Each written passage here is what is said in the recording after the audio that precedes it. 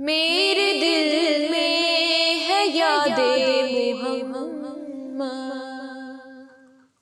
میرے ہونٹوں پہ ذکر مدینہ۔ السلام علیکم ورحمۃ اللہ وبرکاتہ۔ بنت اسلام آپ کی خدمت میں حاضر ہوں۔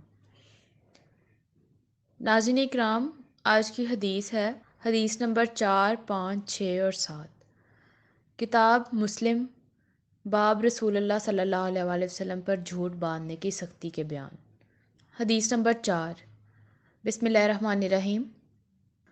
حضرت علی رضی اللہ عنہ نے دوران خطبہ بیان کیا کہ رسول اللہ صلی اللہ علیہ وآلہ وسلم نے ارشاد فرمایا، مجھ پر جھوٹ مت باندھو، جو شخص میری طرف جھوٹ منسوب کرے گا وہ جہنم میں داخل ہوگا۔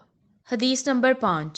حضرت انس بن مالک رضی اللہ عنہ سے روایت ہے کہ مجھے تم سے بکثرت احادیث بیان کرنے سے صرف یہ چیز مانے ہے جو رسول صلی اللہ علیہ وآلہ وسلم نے فرمائی، جو شخص عمدن مجھ پر جھوٹ بولے وہ اپنا ٹھکانہ جہنم میں بنا لے۔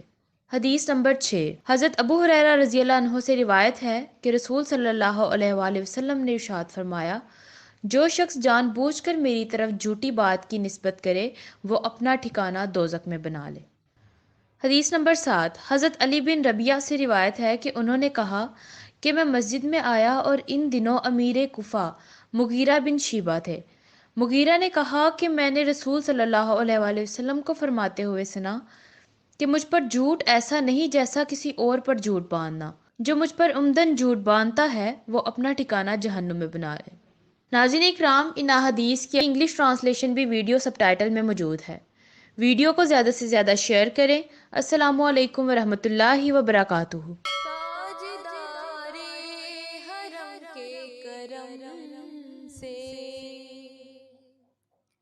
آ گیا زندگی کا کریم۔